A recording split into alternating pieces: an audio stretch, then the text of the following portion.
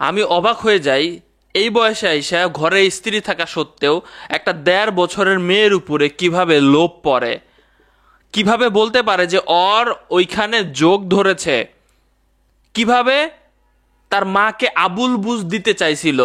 দর্শক শ্রোতা, দেখেন আমাদের সচেতনতার অভাব এখনো আছে ভাই। ভিডিওটা আজকে শেয়ার করবেন। নাটোরের একটা ঘটনা পুরো বাংলাদেশকে নাড়িয়ে দিয়েছে। পাশে যে ব্যক্তিটারে দেখতে পাচ্ছেন, এই ব্যক্তিটাই সেই কাজটা করেছে।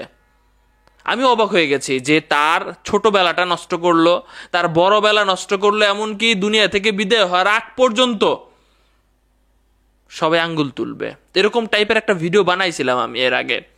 সবাই বলতেছিল যে এই মেয়েটার পরিবারের উচিত মেয়েটাকে নিয়ে অনেক অনেক দূরে চলে যাওয়া, কারণ এই এলাকায় যখন বড় হবে, এখন হয়তো বা বুঝতেছে না, আস্তে আস্তে এলাকার মানুষজন ভাই আমরা তো অতিরিক্ত ভালো, আমরা কথায় কথায় সেই কথাটা তুলবো, মনে করে দিব, তার বিয়ে করার সময় সমস্যা হবে, তার স্কুলে পড়াশোনার ক্ষেত্রে আশেপাশের বন্ধু বান্ধবরা ছাড় দিবে। আপনাদের এই ভুলটা করা যাবে না। এই মেয়েটার বাবা মা যে ভুলটা করেছে,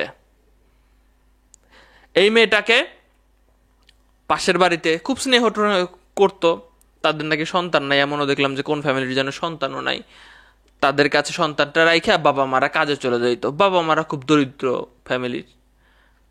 তো সেদিনকার ঘটনা বলি আমরা, সেদিনকার প্রতিদিনের মতো তার সন্তানটারে তাদের কাছে রাইখা কাজে চলে গেছে বাবা মা। আসার পরে সেখান থেকে উনি বলতেছেন যে ওকে জোকে কামড় দিয়েছে।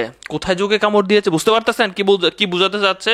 জোকে কামড় দিয়েছে, দেখো হাসপাতালে নিয়ে যাও দ্রুত।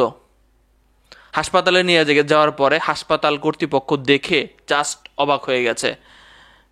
বুঝেন না? এরপরে উন্নত চিকিৎসার জন্য আরো বড় জায়গায় নিয়ে যাওয়া হয়েছে। সেখানকার ডাক্তাররাও বলেছে যে তার সাথে ওইসব করার চেষ্টা করা হয়েছে এবং খুব কষ্ট করে তারা ঠিকঠাক করেছে। অনেকে বলতেছে যে সিলাই পর্যন্ত করা লাগছে। অবস্থা বুঝতে পারতেছেন? এলাকাবাসী দেখলাম যে সেই রকম উত্তম মাধ্যম মনে হয় দিছে, 2-1টা পড়ছে, গ্রেপ্তার করা হয়েছে তারে। কি বুঝলেন আপনি? আপনার সন্তানকে পাশের বাড়িতে রেখে যাবেন আর? আপনার সন্তানকে প্রতিবেশীর কাছে দিবেন আর? সাথে সাথে রাখুন। তার কোথাও গেলে তার সাথে যান, স্কুলে দিয়ে আসুন, স্কুল থেকে নিয়ে আসুন। এই যে গ্রেপ্তার হলো, সাজা পাবে, পাইলেও কত দিনে? একটা সর্বোচ্চ সাজা, একটা রায় হইতে বাংলাদেশে 5 থেকে 7 বছর লাগে। সেই রায় কার্যকর হইতে তার লাইফ চলে যায়। খুবই দুঃখজনক ঘটনা।